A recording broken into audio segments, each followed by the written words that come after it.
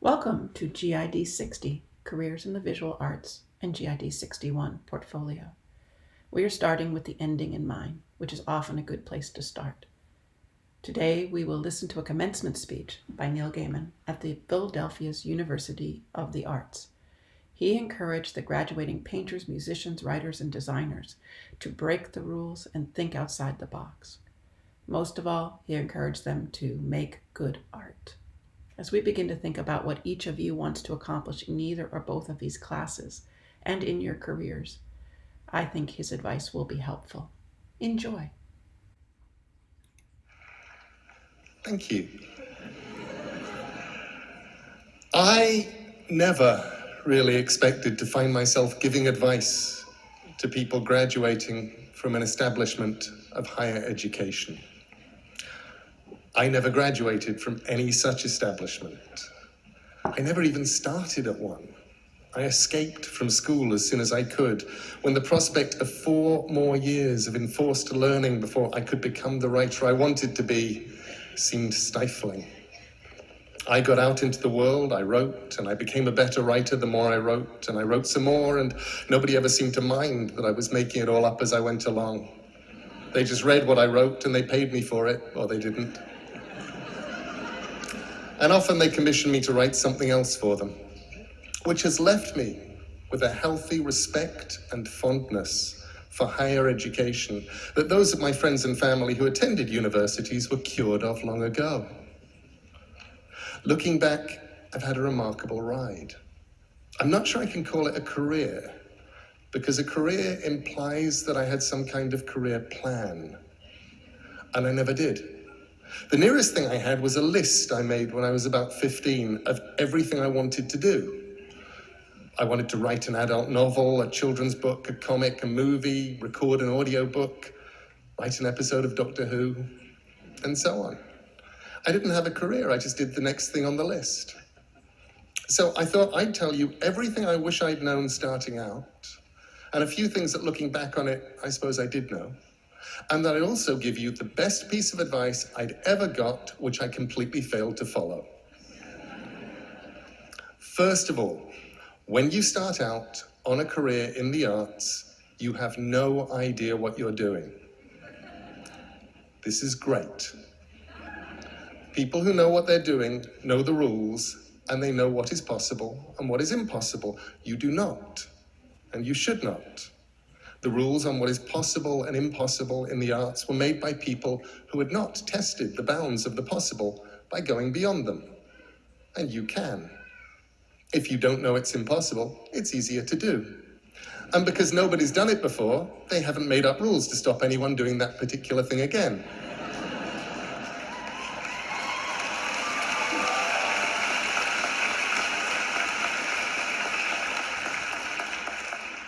Secondly, if you have an idea of what you want to make, what you were put here to do, then just go and do that.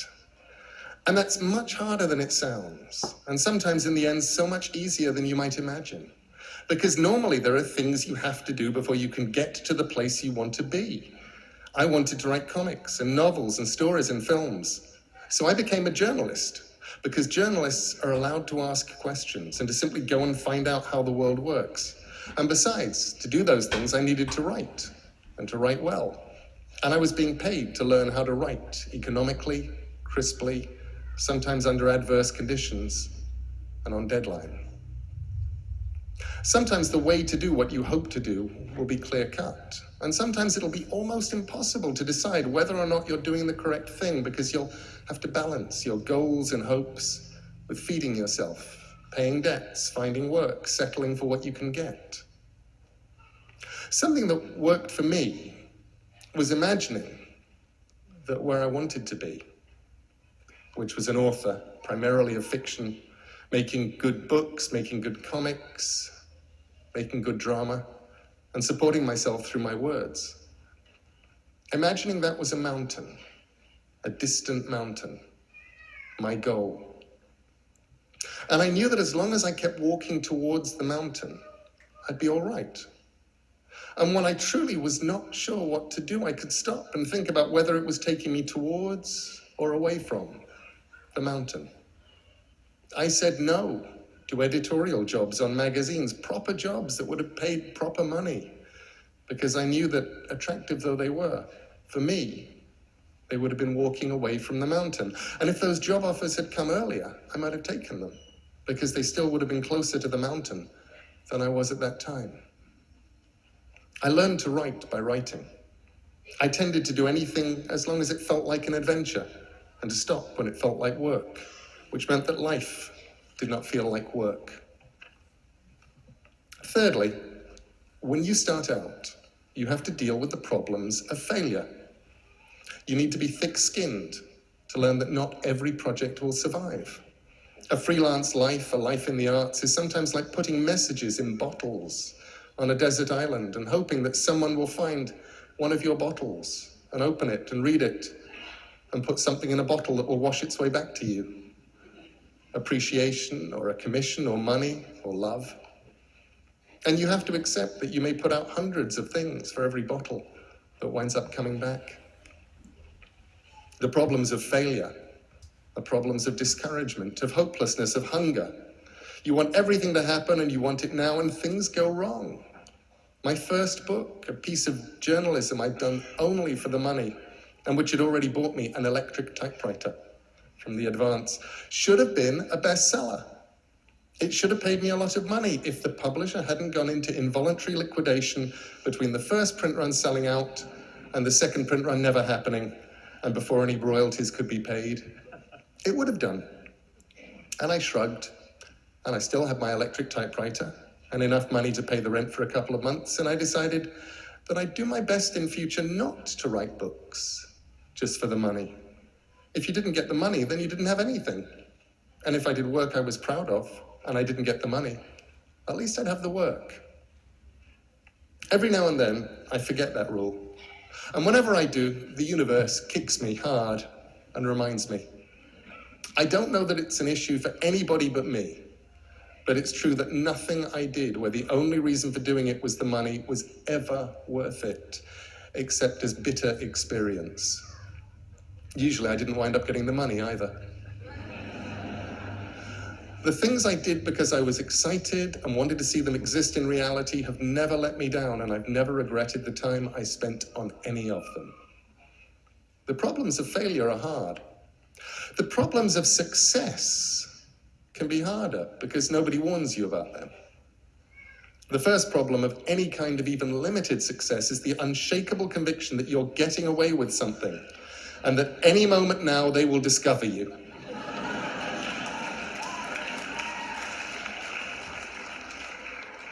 It's Imposter Syndrome, something my wife Amanda christened the fraud police. In my case, I was convinced there would be a knock on the door and a man with a clipboard.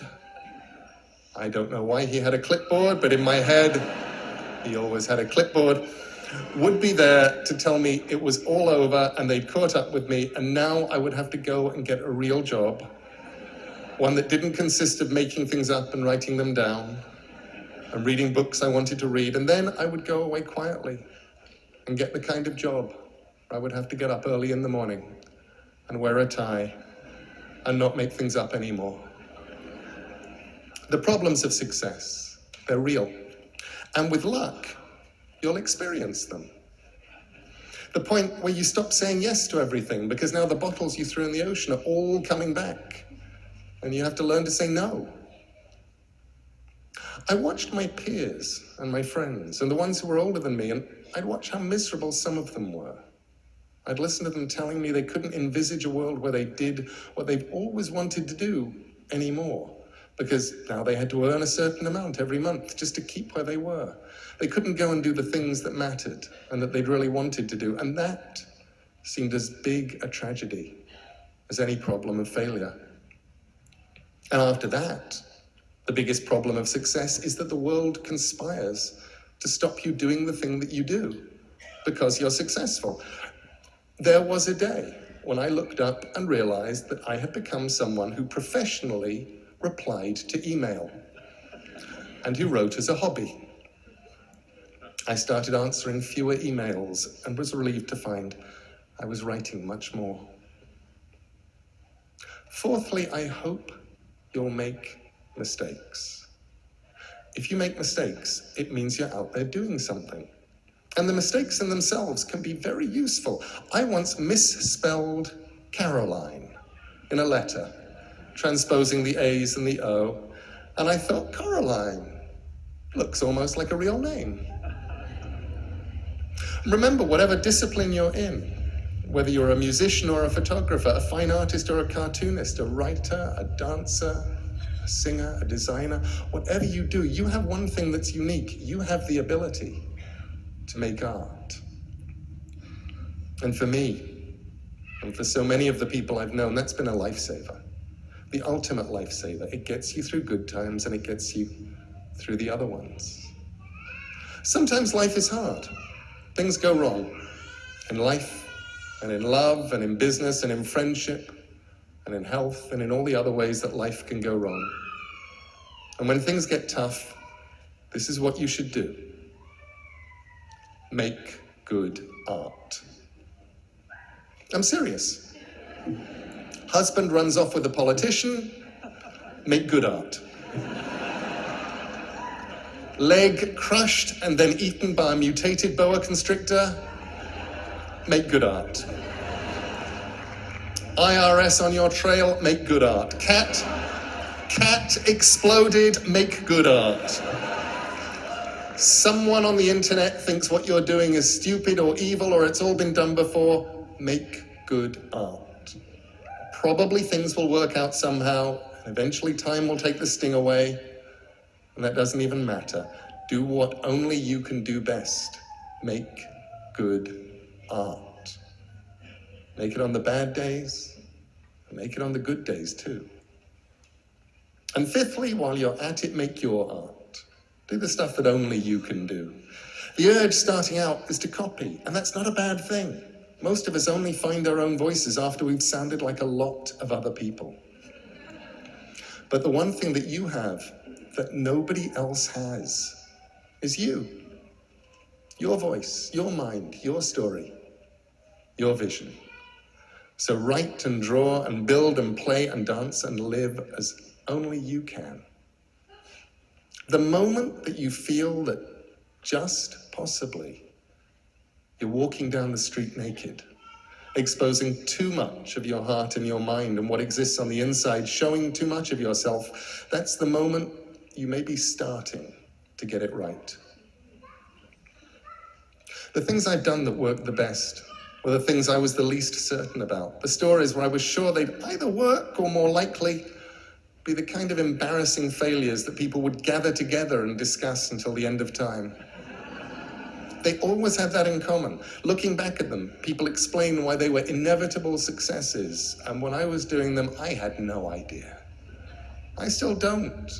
And where would be the fun in making something you knew was going to work?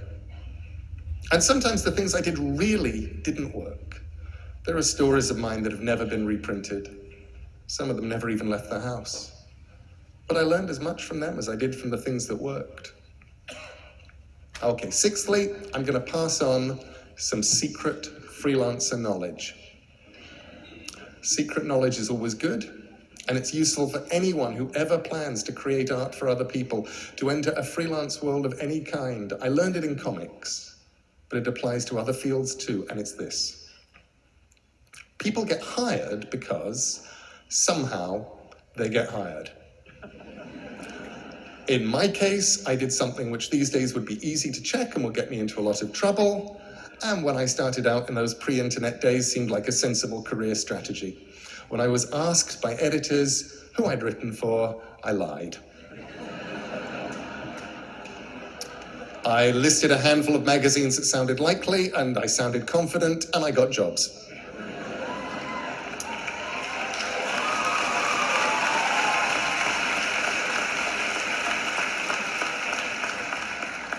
I then made it a point of honor to have written something for each of the magazines I'd listed to get that first job. So that I hadn't actually lied, I'd just been chronologically challenged. But you get work however you get work. But people keep working in a freelance world. And more of today's world is freelance. Because their work is good, and because they're easy to get along with, and because they deliver the work on time. And you don't even need all three. 2 out of 3 is fine. People will tolerate how unpleasant you are if your work is good and you deliver it on time. People will forgive the lateness of your work if it's good and they like you. And you don't have to be as good as everyone else if you're on time, and it's always a pleasure to hear from you.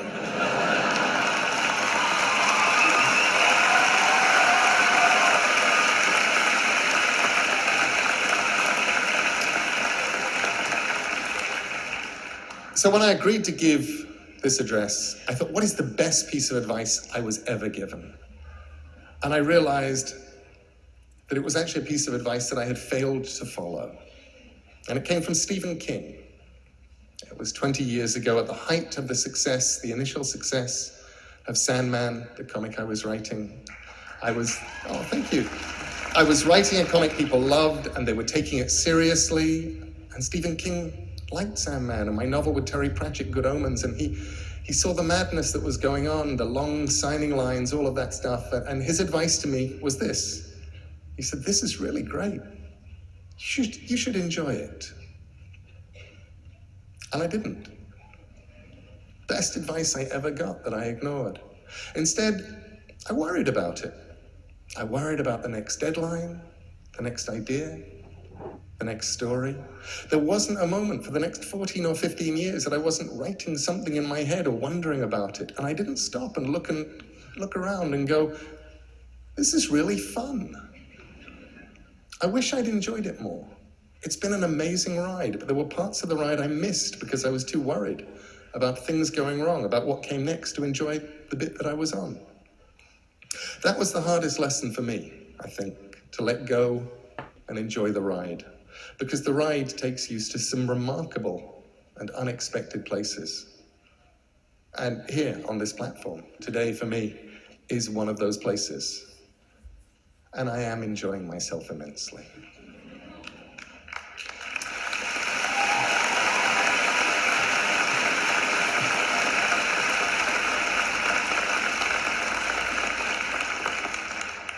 I'd actually put that in brackets just in case I wasn't. I wouldn't say. To all today's graduates, I wish you luck. Luck is useful. Often you will discover that the harder you work and the more wisely you work, the luckier you will get.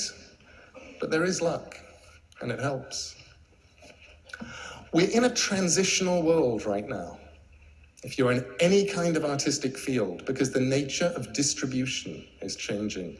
The models by which creators got their work out into the world and got to keep a roof over their heads and buy sandwiches while they did that, they're all changing.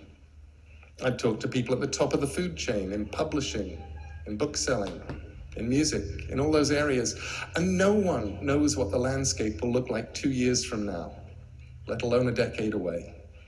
The distribution channels that people had built over the last century or so are in flux, for print, for visual artists, for musicians, for creative people of all kinds, which is on the one hand intimidating, and on the other, immensely liberating. The rules, the assumptions, the now we're supposed to's of how you get your work seen and what you do then, they're breaking down. The gatekeepers are leaving their gates. You can be as creative as you need to be to get your work seen. YouTube and the web and whatever comes after YouTube and the web can give you more people watching than old television ever did. The old rules are crumbling and nobody knows what the new rules are. So make up your own rules. Someone asked me recently how to do something she thought was going to be difficult. In this case, recording an audiobook.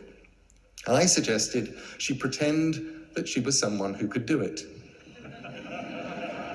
Not pretend to do it, but pretend she was someone who could. She put up a notice to this effect on the studio wall, and she said it helped. So be wise, because the world needs more wisdom. And if you cannot be wise, pretend to be someone who is wise and then just behave like they would.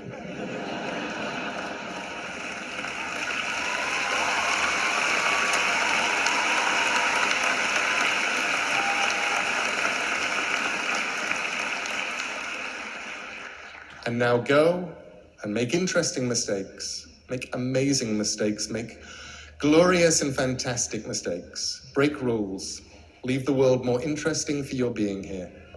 Make good art. Thank you.